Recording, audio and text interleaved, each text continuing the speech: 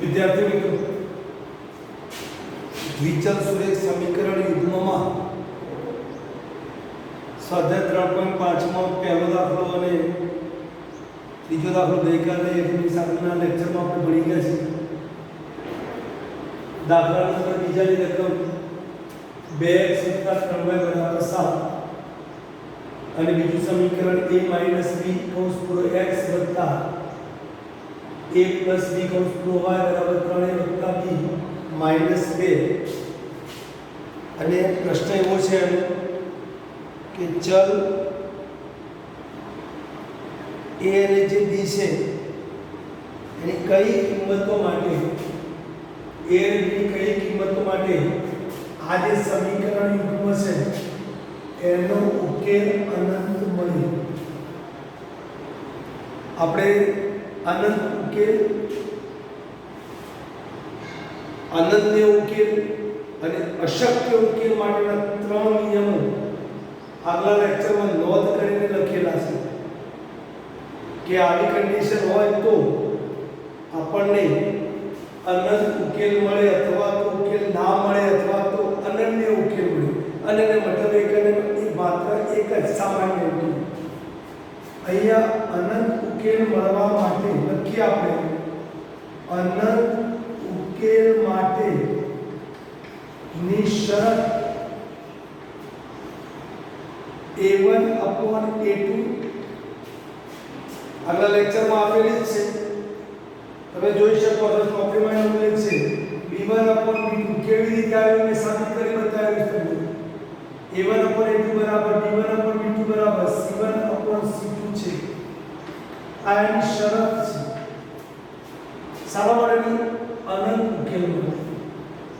હવે આ શરત અહીંયા લાગુ પાડવા માટે પહેલા વ્યાપક સ્વરૂપમાં દ્વિચલ સુરેખ સમીકરણ યુગ્મ 2x + 3y - 7 = 0 a - b x + a + by minus આને આ બાજુ લઈએ તો આખી વસ્તુ લઈએ કૌંસની અંદર 3a + b - 2 આ જોડકું રાખી પણ કૌંસ કરી લઈએ એની બહાર માઈનસ લઈએ = 0. સમજાય છે? બરોબર. એટલે વ્યાપક સ્વરૂપમાં હવે a1 બરાબર કોણ તો 2, b1 બરાબર કોણ 3, c1 બરાબર કોણ -7. એ રીતે a2 કોણ a - b. ચલો એ રીતે b2 કોણ a + b. એ રીતે c2 કોણ -3a + b - 2.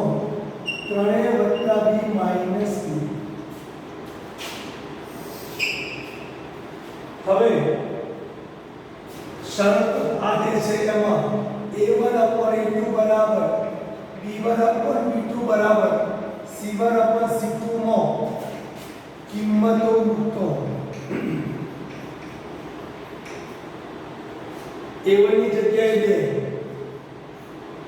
a2 ની જગ્યાએ a - b, b1 ની જગ્યાએ 3, b2 ની જગ્યાએ a + b, c1 ની જગ્યાએ -7, c2 ની જગ્યાએ -3a + b - 2.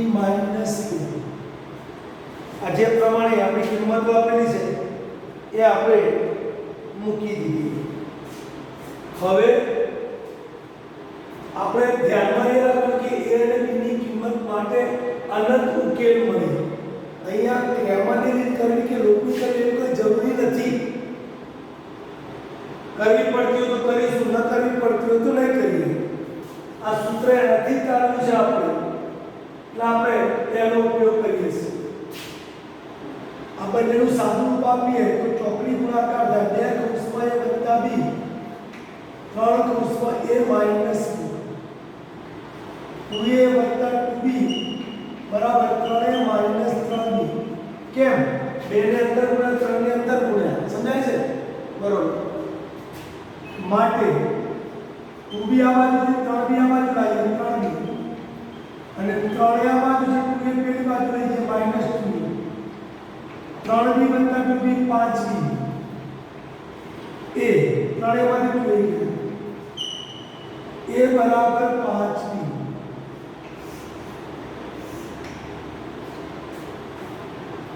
જેમ આના બરાબર આ એના બરાબર આ અને આના બરાબર આ લઈ શકાય પારંપરિકતાના નિયમ પ્રમાણે આના બરાબર આ લીધું તો આના બરાબર આ લઉં છું હવે 2/a - b બરાબર એક કામ કરીએ બંને ઉપર નીચે માઈનસ છે પ્લસ કરી દઈએ એટલે આપણે નડે નહીં 3a + b - 2 જેમ આનો ચોકડી ગુણાકાર કર્યો એમ આનો પણ કરીએ 2 કૌંસમાં 3a + b - 2 બરાબર 7 કૌંસમાં a - b 3 × 6a + 2b -4 બરાબર 7a -7b હવે આ 6a અને 7b 7a આને પેલી બાજુ લઈ જઈએ એટલે 2b + 7b આ બાજુ લાવે -4 બરાબર 7a -6a 2b + 7b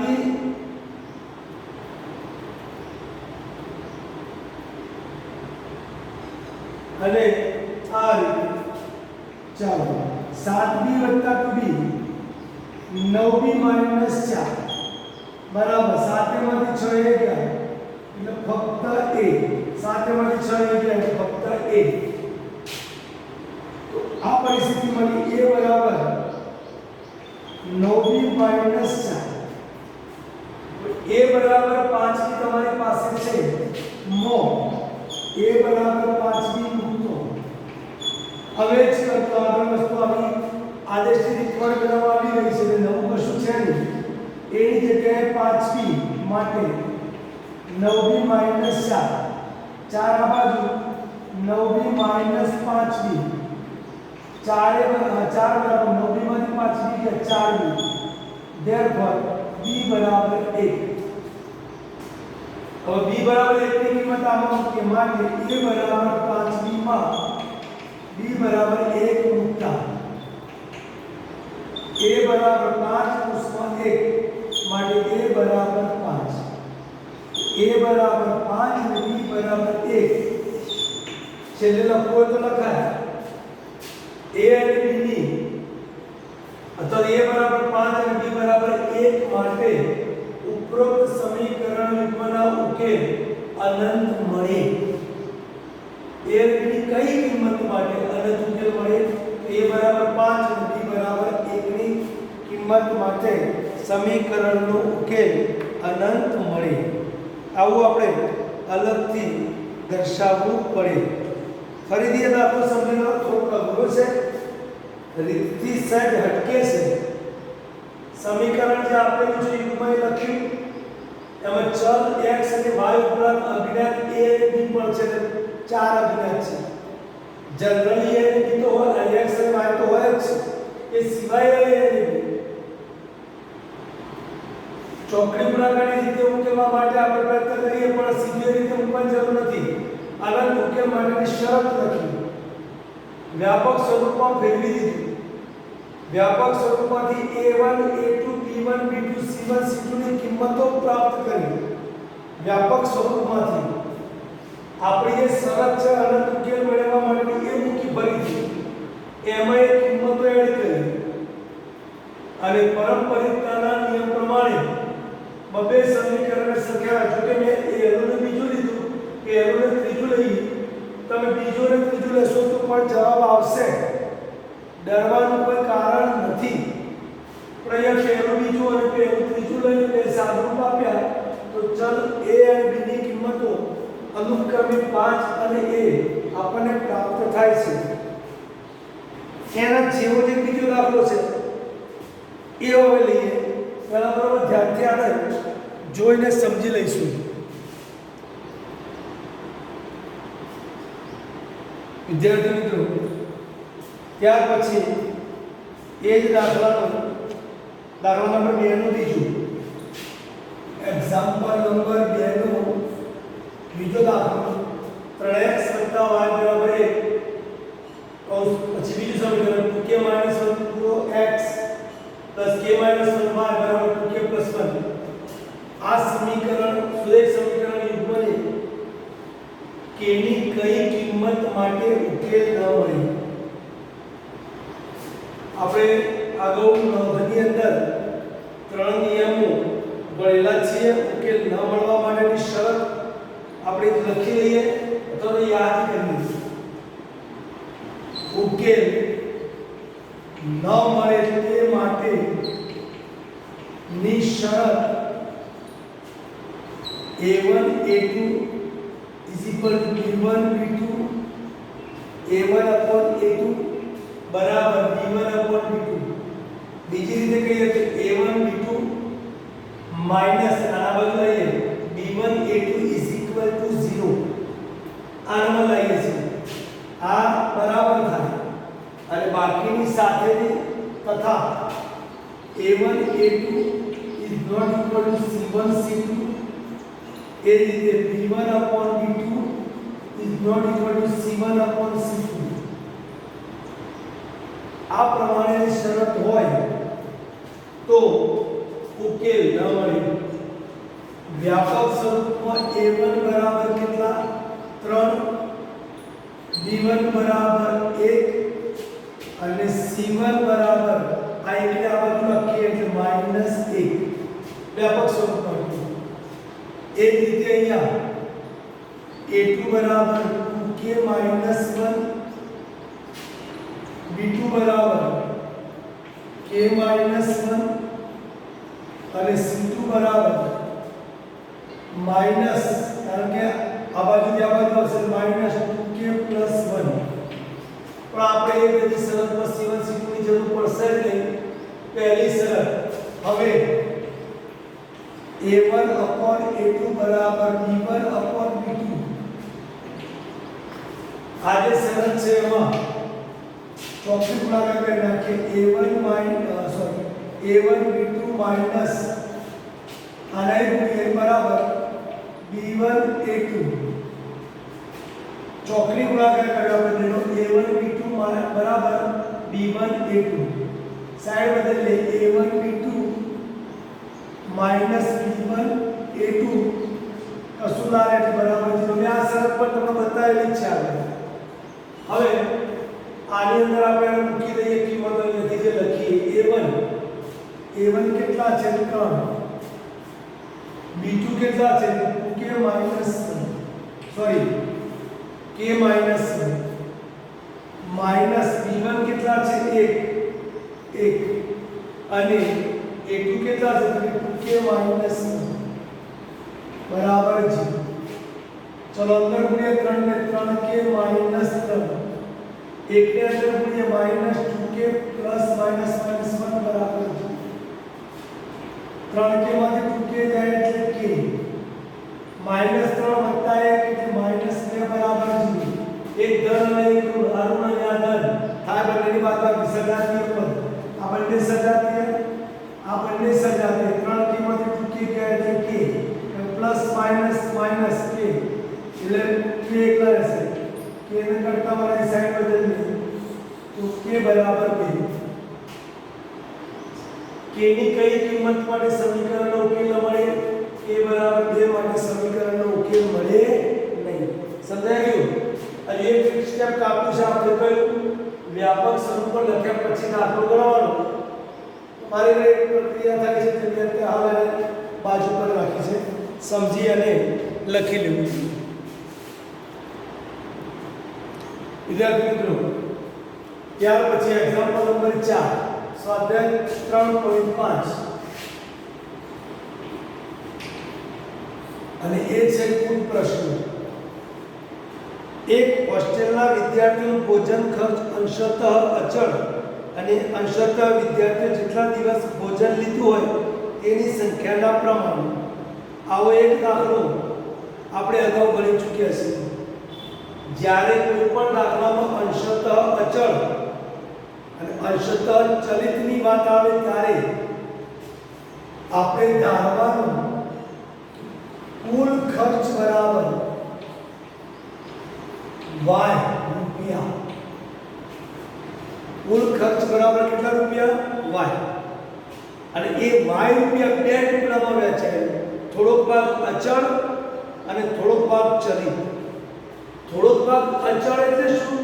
તો કોઈ ખર્ચો એક્સ્ટ્રા બીજો ન થાય તો પણ એ અચળ ખર્ચો તો વિદ્યાર્થીએ કે જેને ભોગવવાનો છે તેને આવે ને આવે છે. એટલે અહીંયા y બરાબર a વત્તા b, જ્યાં a બરાબર અચળ ખર્ચ, a બરાબર કેવો ખર્ચ? અચળ ખર્ચ, અને b બરાબર ચલિત ખર્ચ. અચળ ખર્ચ અને ચલિત ખર્ચનો મતલબ ફરીથી સમજીએ. અચળ ખર્ચ એટલે છાત્રાલય છે, હોસ્ટેલ છે, વિદ્યાર્થી પોતે રહેતો નથી, ઘરે ગયો તો રજાઓ પડી ગઈ, કોરોનાની રજાઓ પડી ગઈ, ઘરે ગયો, પણ એનું એડમિશન ત્યાં પડે છે, એને ખર્ચ દેવો જ પડે, એવો ખર્ચ અચળ ખર્ચ. એક પણ દિવસ ન જમે તો પણ આપવો પડે, એવો ખર્ચ અચળ ખર્ચ. અને ચલિત ખર્ચ એટલે જેટલા દિવસ જમે એ દિવસોની સંખ્યાના પ્રમાણમાં. 5 દિવસ જમે તો 5 દિવસના પ્રમાણમાં, 6 દિવસ જમે તો 6, 15 દિવસ જમે તો 15. એટલે x બરાબર દિવસોની સંખ્યા. અને આ જે ખર્ચ છે ચલિત ખર્ચ એ દિવસોની સંખ્યાના પ્રમાણમાં ચલે છે. b વેરીઝ x એટલે કહેવાનો મતલબ સંખ્યા દિવસોની વધે તો b ખર્ચ વધે. સમજાય બરોબર? એના સપ્રમાણમાં x વધે તો b વધે, x ઘટે તો b વધે. જેટલા દિવસ હોય ફેરફાર થાય એટલા. ક્યાં ભણી ગયા છે કે વેરીઝ કાઢીએ તો ત્યાં લખાય k, કારણ કે k is not equal to 0. કે પોતે કેવો છે? શૂન્યેતર અચળ. તો તમે એ પણ સમજાવો કે એટલે કોણ? તો કદાચ જમવાની એક ડીશનો કે દિવસની સવારની અને સાંજની બે ટાઈમની ડીશના 50 રૂપિયા હોય તો એ k બરાબર 50 રૂપિયા. આ તો અનુમાન છે. અચળ ખર્ચ એ ચલિત ખર્ચમાંથી કે એક ડીશના 50 રૂપિયા એટલે 50 રૂપિયા. 15 દિવસ જમો તો 15 ગુણ્યા 50, 15 × 5 750 રૂપિયા. એટલે એ ડીશનો ખર્ચ. આ દિવસોની સંખ્યા, દિવસોની સંખ્યા અને ડીશની સંખ્યા, ડીશની એક કિંમત એ ડીશની કિંમતનો બંનેનો ગુણાકાર કરીએ એટલે કુલ જમવાનો ખર્ચ આપણને b પ્રાપ્ત થઈ જાય. ફરીથી x એ દિવસોની સંખ્યા, k એટલે એક ડીશનો અચળ ખર્ચ, એ બંનેનો ગુણાકાર કરો એટલે જમવાનો કુલ ખર્ચ મળી જાય. માટે b બરાબર k. એટલે આમાં લખીએ y બરાબર a વત્તા b ની જગ્યાએ kx. તો આખા સમીકરણને સમજીએ. એક વિદ્યાર્થી હોસ્ટેલમાં રહે છે, છાત્રાલય શબ્દ હોસ્ટેલ વાપરો શબ્દ, એનો અચળ ખર્ચ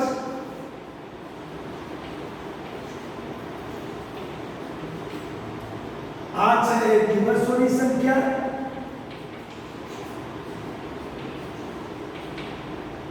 આ છે એક દિવસના જમવાનો ખર્ચ.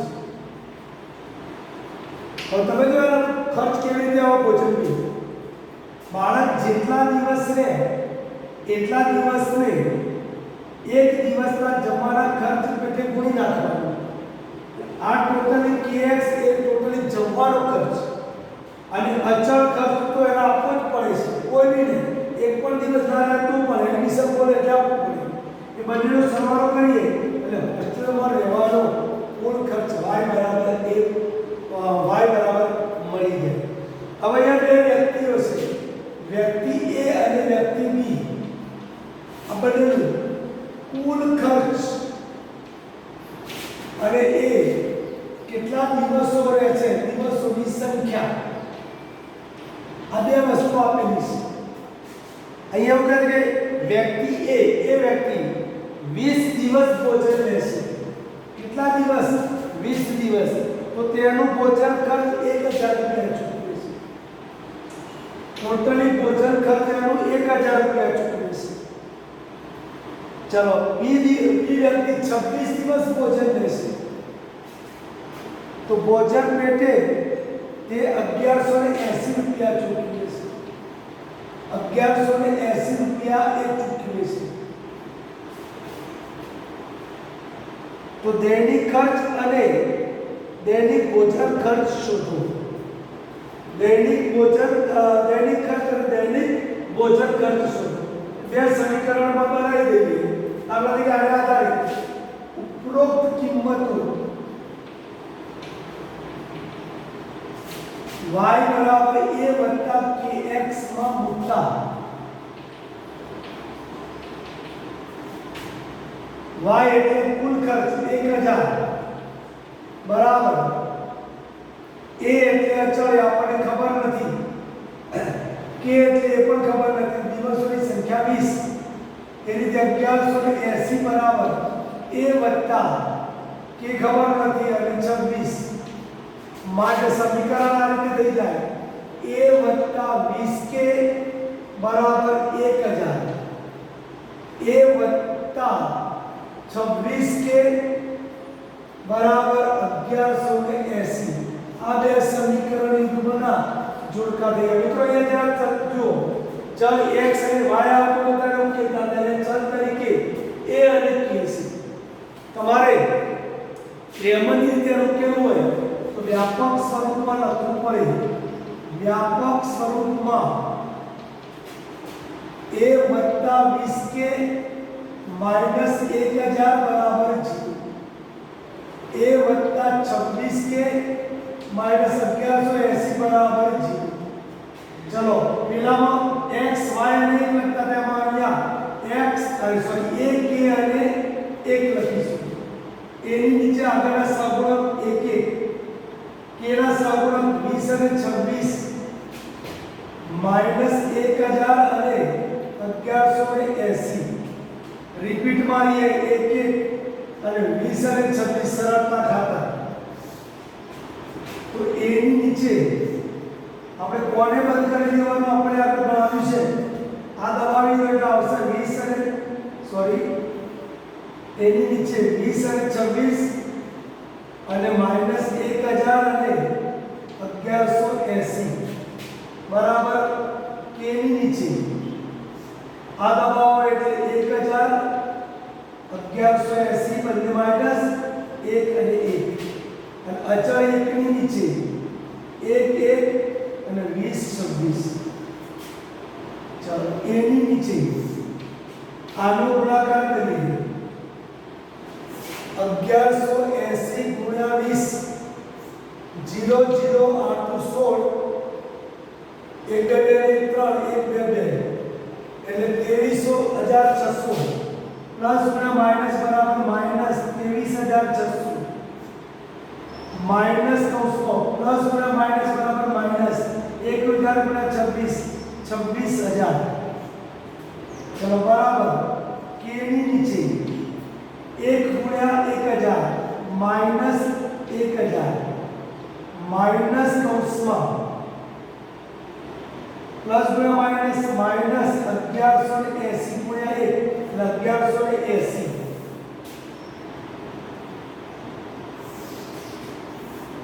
અહીંયા બરાબર 1 ની નીચે 26 એકા 26 અને 20 એકા 20. ચલો અહીંયા a upon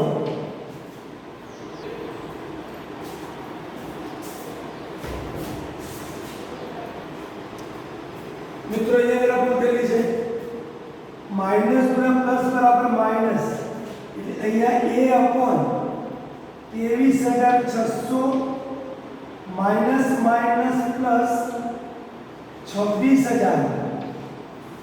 ફરીથી જોઈએ તો માઈનસ માઈનસ પ્લસ 23,600 બરાબર k upon minus 1000 minus minus plus 1180 બરાબર 1/6.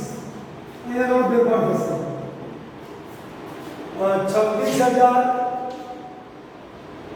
માંથી 23,600 બાદ કરવાના. લઈને 10 કો લીધો 9 સોરી આપણે ઇન્ડિયા મૂકી દઈએ 10 કો લીધો 10 માંથી 6 4 5 માંથી 3 જાય તો 2 અને 0 એટલે 2400 a upon 2400 બીજું 2600 મોટા છે 2600 કરતા નીચે તો પ્લસ છે 2400 પ્લસ બરાબર k upon 1180 માંથી 1000 ગયા એટલે 180 બરાબર 1 upon 6 a upon 2400 બરાબર 1 upon 6 તથા k upon 180 બરાબર 1 upon 6 પારંપરિકતા સિદ્ધાંત પ્રમાણે આગળ વધી ગયા છે માટે a બરાબર 2400 ભાગ્યા 6 અને k બરાબર 180 ભાગ્યા 6 6 ચોક 24 એટલે a બરાબર 400 અને k બરાબર 6 તારી 18 એટલે 30 એટલે a બરાબર 400 અને k બરાબર 30 k બરાબર 30 આવે એટલે એનો મતલબ એમ કે દિવસનો દૈનિક ભોજન ખર્ચ k બરાબર અચળ મેં તમને કીધું કે ભોજન ખર્ચ છે દિવસનો તો k બરાબર ભોજન ખર્ચ દૈનિક ભોજન ખર્ચ 30 રૂપિયા થશે અને બીજો જવાબ છે x બરાબર 400 એ અચળ ખર્ચ એટલે 400 રૂપિયા નિશ્ચિત દૈનિક ખર્ચ કયો તો એ 400 રૂપિયા અહીંયા થોડી ડાઉટફુલ રકમમાં એવું લાગે છે કે દિવસના 400 રૂપિયા દૈનિક ખર્ચ નિશ્ચિત કરીને ચોકડીના લગે દૈનિક નિશ્ચિત દૈનિક ખર્ચ દિવસના રહેવાના 400 રૂપિયા એવું થાય પણ એટલું બધું હોઈ શકે નહીં એટલે એ દૈનિક ના હોઈ શકે પણ નિશ્ચિત ખર્ચ એટલું માત્ર હોઈ શકે એ મારું મંતવ્ય છે પછી જે હોય તે અને તમે દૈનિક કરો તો દૈનિક નિશ્ચિત ખર્ચ લઈ લેવાનો કયો 400 એટલે a બરાબર એટલે અહીંયા અચળ ખર્ચ છે તો તમે દૈનિક અચળ ખર્ચ એવું લખી શકીએ